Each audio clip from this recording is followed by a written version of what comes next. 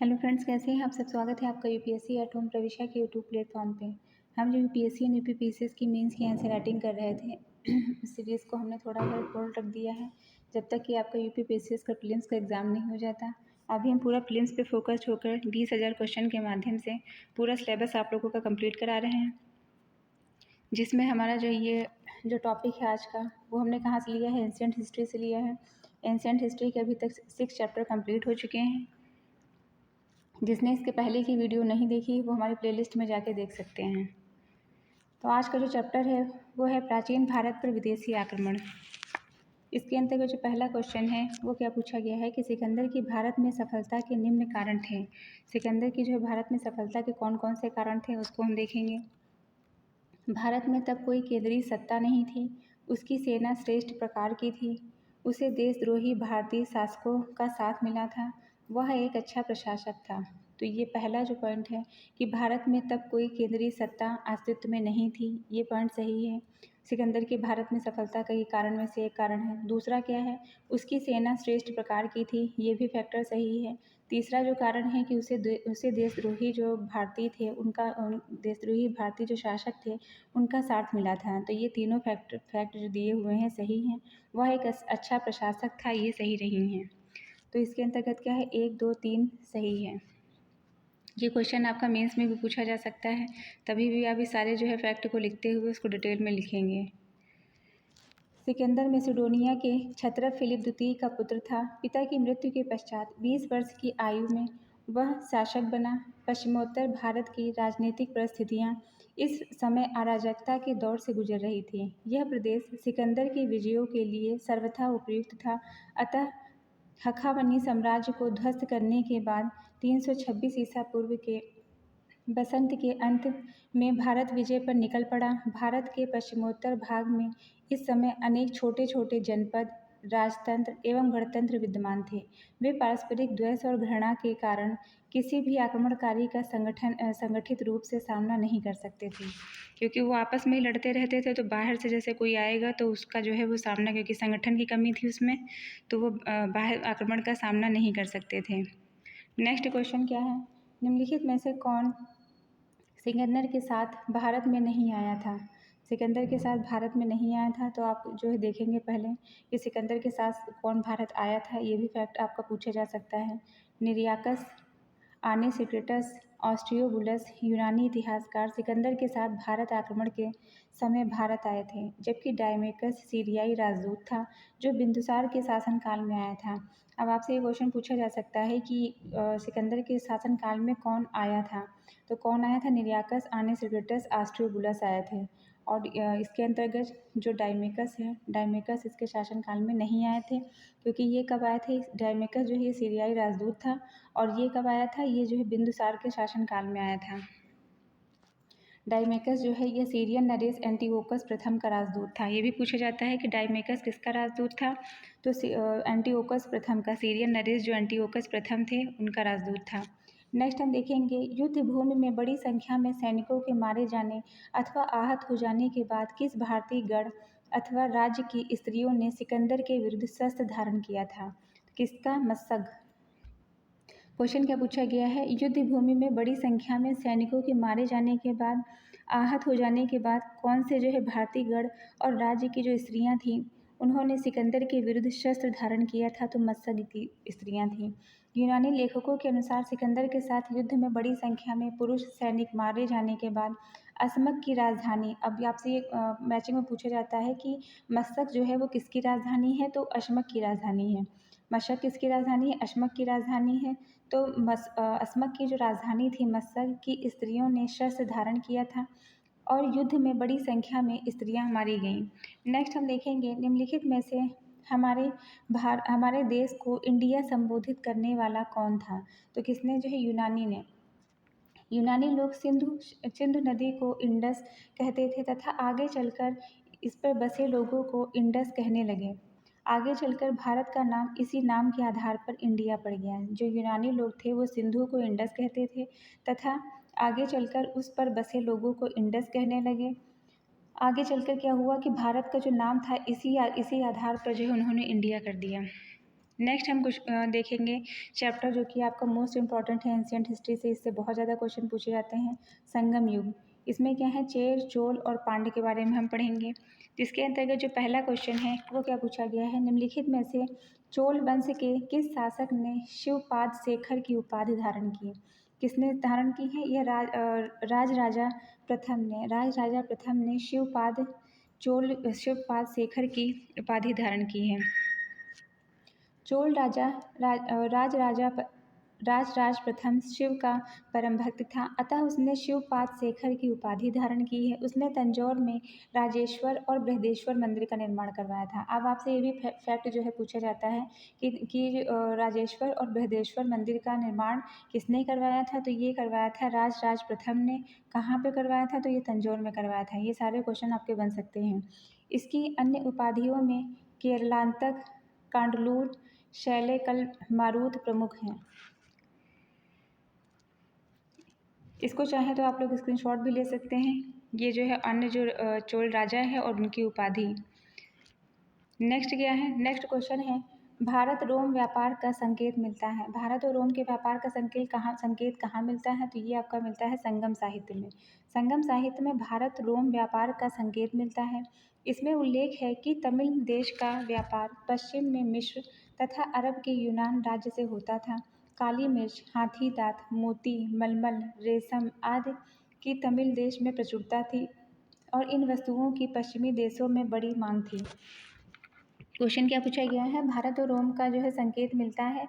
ये आपसे इसको उल्टा करके घुमा कर क्वेश्चन पूछ सकते हैं कि संगम साहित्य में किसके व्यापार का संकेत मिलता है, तो संगम साहित्य में भारत और रोम के व्यापार का संकेत मिलता है।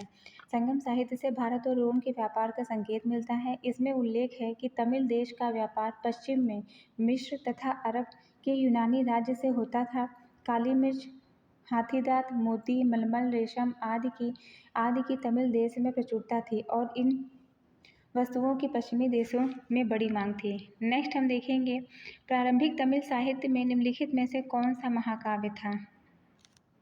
कौन सा महाकाव्य जो है प्रारंभिक तमिल साहित्य से संबंधित है, शिल्पाधिकारम और मणिमेखले। शिल्पाधिकारम, मणिमेखले, आपसे ये पूछा जा सकता है कि शिल्पाधिकारम और मणिमेखले कौन से जो है साहित्य से संबंधित है, तो ये प्रारंभिक तमिल साहित्य से संबंधित है। प्रारंभिक तमिल साहित्य में शिल्पाधिकारम एवं मणिमेखले दो महाकाव्य थे जिनकी रचना क्रमशः इलांगो ऑडिगल तथा शीतलैसत्यनार ने की थी। किसने की थी, इलागो आडिगल ने की थी तथा शीतलय सत्यनार ने की थी। नेक्स्ट क्वेश्चन हम देखेंगे, निम्नलिखित तमिल ग्रंथों में से किसे लघु वेद की संज्ञा दी गई है। लघु वेद की संज्ञा किसे दी गई है, तो वो दी गई है कुरल को। ऐसे ही हमने पॉलिटी में क्या पढ़ा था कि लघु संविधान की संज्ञा किसे दी गई है, मिनी कॉन्स्टिट्यूशन किसे बोला गया है, तो जो भारतीय संविधान को जो 42वां संविधान संशोधन 1976 था उसे हम लघु संविधान के रूप में जानते हैं। लघु वेद की संज्ञा किसे दी गई है, एंशिएंट हिस्ट्री में पूछा गया है, ये है कुरल को। तमिल भाषा में रचित कुरल को लघु वेद की संज्ञा दी गई है। इसके रचयिता थे तिरुवल्लुर थे। अब आपसे पूछा जा सकता है कि कुरल के रचयिता कौन थे, कुरल के रचयिता थे तिरुवल्लुर, या उसी को घुमा के पूछा जा सकता है कि तिरुवल्लुर के द्वारा किसकी रचना की गई है, तो किसकी रचना की गई है, कुरल की रचना की गई है और इसे ही जो है कुरल को ही लघु वेद की संज्ञा दी गई है। इस ग्रंथ में कुल 133 अध्याय हैं और 1330 कविताएं हैं। क्या है, 133 अध्याय हैं और 1330 कविताएं हैं। नेक्स्ट क्वेश्चन हम देखेंगे, निम्नलिखित में से कौन सा ग्रंथ भारतीय व्यापारियों द्वारा कटाह द्वीप की कठिन समुद्री यात्रा का वर्णन करता है, तो कौन सा है, समराइचकहा। निम्नलिखित में से कौन सा जो ग्रंथ है वह भारतीय व्यापारियों के द्वारा कटाह द्वीप की कठिन समुद्री यात्रा का वर्णन करता है, वह है समराइचकहा। भारतीय व्यापारियों द्वारा कटाह द्वीप की कठिन समुद्री यात्रा का वर्णन समराइचकहा नामक ग्रंथ में किया गया है। नेक्स्ट क्वेश्चन हम देखेंगे, सूची 1 को सूची 2 के साथ में सुमेलित करना है। इसमें क्या है,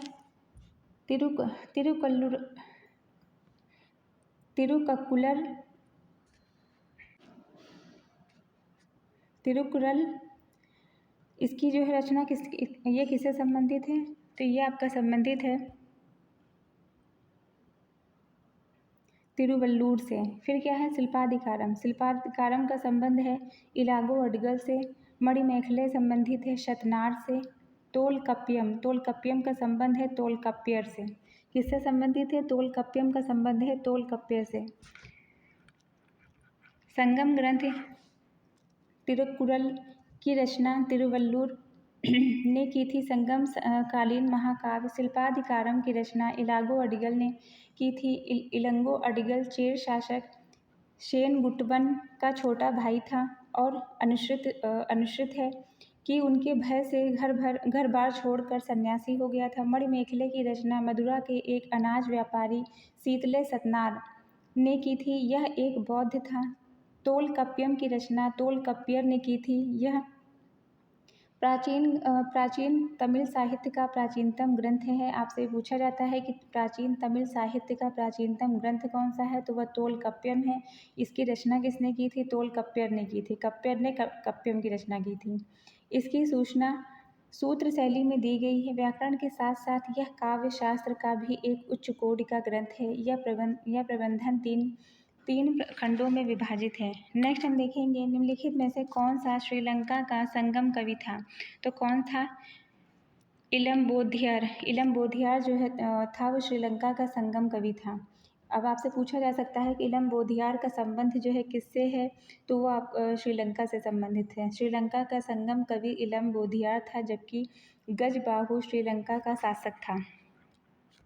नेक्स्ट क्या है? यूनानी रोमन व्यापारियों को यवन के रूप में कहाँ उल्लिखित किया गया है, तो किसमें? संगम साहित्य में। यूनानी जो रोमन व्यापार का जो कि हमने इसके पहले वाले क्वेश्चन में जो देखा था कि उसमें कहाँ पे उल्लेख किया गया है कि यूनानी रोमन आपस में व्यापार करते थे, तो किसमें उल्लेख किया गया है? संगम साहित्य में उल्लेख किया गया है।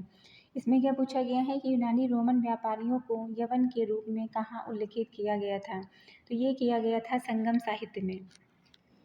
यूनानी रोमन व्यापारियों का यवन के रूप में उल्लेख संगम साहित्य में उल्लेख किया गया है। संगम साहित्य में यवन द्वारा जहाज में सोना लेकर भारत आने तथा यहाँ से गोल मिर्च लेकर जाने का वर्णन है। रोमन वासियों ने उसके बदले में दक्षिण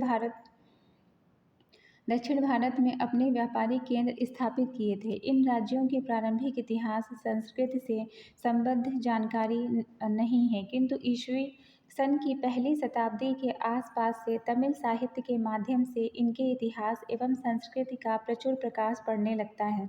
तमिल भाषा का प्राचीनतम साहित्य संगम साहित्य के नाम से जाना जाता है। ये बार बार आपका रिपीट हो रहा है।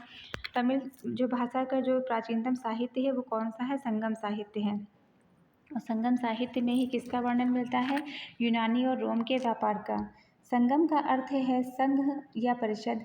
संगम साहित्य कवियों, विद्वानों, आचार्यों, ज्योतिषों तथा अन्य बुद्धिजीवियों की एक परिषद थी, जिसे हम आधुनिक अकादमी या परिषद मान सकते हैं।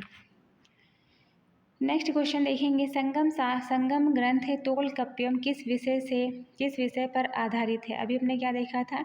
जो संगम जो ग्रंथ था तोलकप्पियम, तो वो किसके द्वारा लिखा गया है? तोलकप्पियम तोलकप्पियर के द्वारा लिखा गया है। कप्पियम कप्पियर के द्वारा लिखा गया, आप इसको ऐसे याद कर सकते हैं। संगम ग्रंथ तोलकप्पियम किस विषय पर आधारित था, तो यह व्याकरण से संबंधित था। नेक्स्ट क्या है? संगम साहित्य कावेरीपत्तनम का संबंध किससे है, तो कावेरीपत्तनम का संबंध किससे है? वह चोलों से है। संगम साहित्य जो कावेरीपत्तनम है इसका संबंध है चोलों से।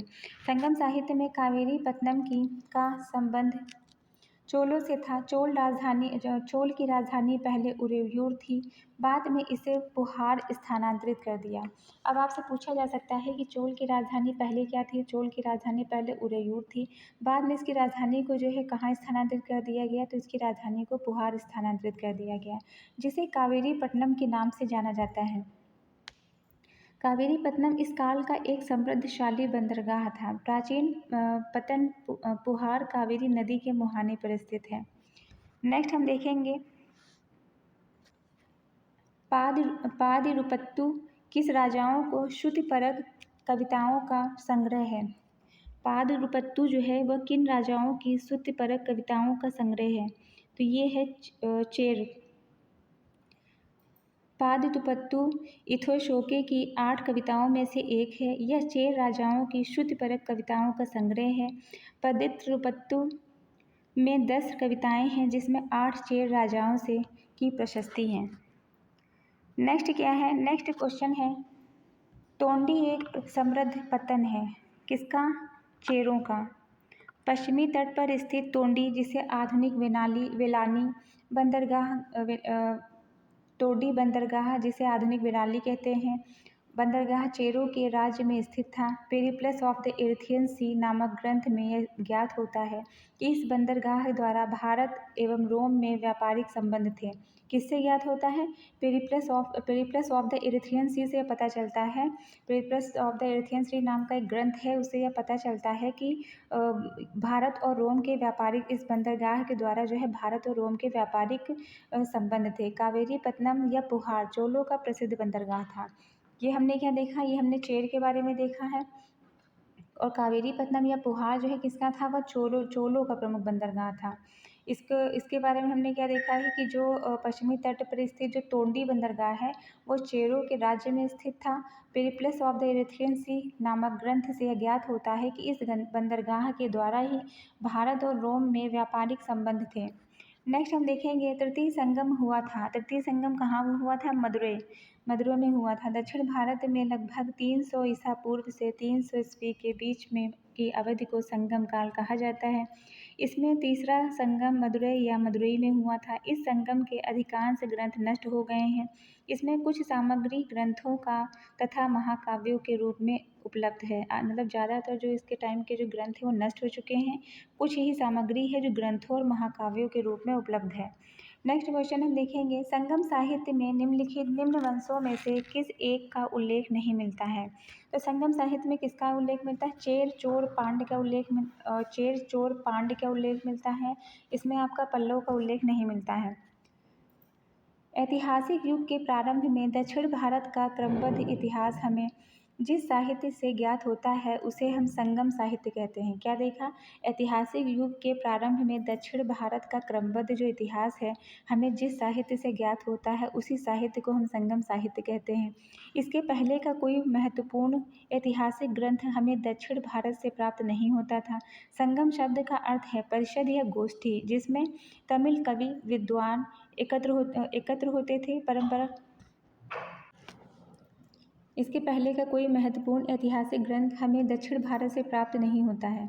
संगम शब्द का अर्थ परिषद या गोष्ठी होता है, जिसमें तमिल कवि एवं विद्वान एकत्र होते थे। परंपरा के अनुसार अति प्राचीन समय में पांड्य राजाओं के संरक्षण में कुल 3 संगम आयोजित किए गए थे। इसमें संकलित साहित्य को ही संगम साहित्य कहा जाता है।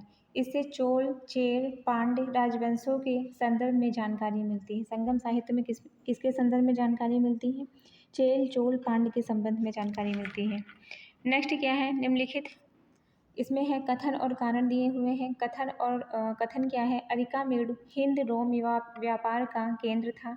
कारण है अरिकामेड को खुदाई से बड़ी संख्या में रोम के सिक्के मिले हैं। कथन क्या पूछा गया है? अरिकामेड जो है वो हिंद रोम व्यापार का केंद्र था।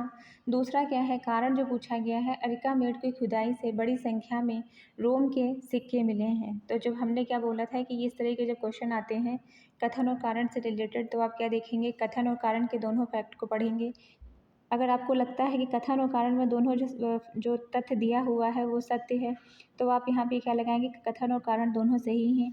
फिर उसके बाद में जो सेकंड राउंड होगा उसमें आप क्या देखेंगे कि जो कारण है वो जो कथन में जो पॉइंट दिया हुआ है उसी से इंटरलिंक कर रहा है कि नहीं, उसके बारे में ही वो बात कर रहा है कि नहीं कर रहा है। तो उसमें जो है आप अगर वो उससे ही संबंधित है तो आप क्या लगाएंगे कि कथन और कारण दोनों सही हैं। जो कारण है वो कथन की सही व्याख्या करता है, और अगर उससे जो है संबंधित नहीं है किंतु दोनों फैक्ट सही हैं तो आप लगाएंगे कथन और कारण दोनों सही हैं, किंतु जो कारण है वो कथन की सही व्याख्या नहीं करता है। तो इसमें हमने क्या देखा है? कथन अरिकामेड हिंद रोम व्यापार का एक केंद्र था। कारण क्या है? अरिकामेड की खुदाई से बड़ी संख्या में रोम के सिक्के मिले हैं। तो इसमें हमने क्या देखा? कथन और कारण दोनों ही सही हैं, और कारण जो है वो कथन की सही व्याख्या करता है। पांडिचेरी से लगभग 3 किलोमीटर दक्षिण में अरिकामेड स्थित है। यह नगर सन की आरंभिक शताब्दियों में पश्चिम जगत के साथ व्यापार और वाणिज्य का एक महत्वपूर्ण केंद्र था। इंडो रोमन सामुद्रिक व्यापार का एक केंद्र था। दूसरी शताब्दी ईस्वी के बाद वह सक्रिय वाणिज्यिक केंद्र नहीं रहा। यहाँ से अनेक इतालवी यूनानी मृद भांडों के अवशेष तथा रोमन सिक्के मिले हैं। पेरिप्लस ऑफ द एर्थियन सी से अरिकामेड को पोंडके के नाम से उल्लेख किया जाता है। पेरिप्लस ऑफ द एर्थियन सी में जो है किसका उल्लेख किया जाता है? अरिकामेड को पोडके के नाम से जाना जाता है। ऑगस्टस के रोम के सिक्के अरिकामेड से ही प्राप्त हुए हैं। आपसे पूछा जाता है कि ऑगस्टस के रोम के सिक्के कहाँ से प्राप्त हुए हैं? तो अरिकामेड से प्राप्त हुए हैं। या ये क्वेश्चन बनता है कि पेरिप्लस ऑफ द एर्थियन सी में अरिकामेड को किस नाम से जाना जाता है? तो उसे पोंडको के नाम से जाना जाता है। ऑगस्टस के रोम के सिक्के कहाँ से प्राप्त हुए? अभी हमने देखा अरिकामेड से प्राप्त हुए हैं। नेक्स्ट क्या है? निम्नलिखित में से किनका पेरिप्लस ऑफ द एर्थरियन सी में दक्षिणा पथ के दो महत्वपूर्ण अंतर्राज्यीय बाजारों के रूप में उल्लेख हुआ है? किसका उल्लेख हुआ है? प्रतिष्ठान तथा तगर का। क्या है? निम्नलिखित में से किनका पेरिप्लस ऑफ द एर्थरियन सी में दक्षिणा पथ के दो महत्वपूर्ण अंतर्राज्यीय बाजारों के रूप में उल्लेख हुआ है? प्रतिष्ठान और तगर का। पेरिप्लस ऑफ द एर्थरियन सी किसी अज्ञात लेखक की रचना है। संगमकालीन दक्षिण भारत में दो महत्वपूर्ण अंतर्राज्यीय बाजार प्रतिष्ठान तथा तगर का इसमें उल्लेख हुआ है। तथा पेरिप्लस का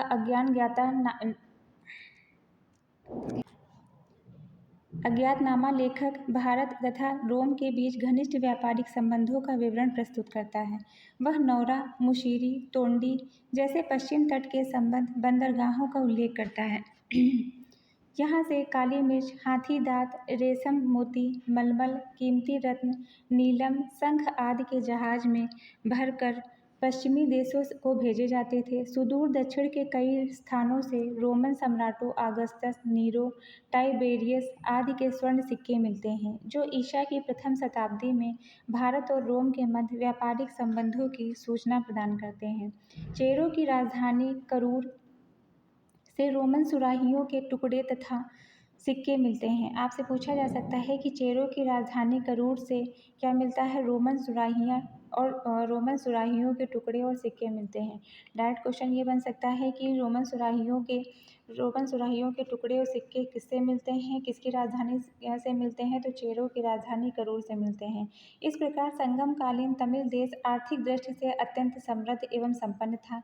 दक्षिण भारत के पूर्वी तट पर स्थित महत्वपूर्ण बंदरगाह कावेरीपट्टनम और कोरिके थे। नेक्स्ट क्वेश्चन हम देखेंगे, निम्नलिखित में से कौन सा पत्थर दक्षिण भारत के पूर्व में स्थित है? अभी हमने देखा क्या था? कावेरी और कोड़के। इसीलिए हम बोल रहे हैं कि आप लोगों को ये बॉक्सेस पढ़ना बहुत जरूरी है, कि डायरेक्ट जो है अगर आपका क्वेश्चन रिपीट नहीं होता है तो डायरेक्ट जो है इन बॉक्सेस से क्वेश्चन बन जाता है। नेक्स्ट क्या है? दक्षिण भारत का इतिहास, चोल, चालुक्य और पल्लव। उसको हम देखेंगे। पहला क्वेश्चन क्या है? निम्नलिखित में से कौन सा वंश संस्थापक सही सुमेलित नहीं है?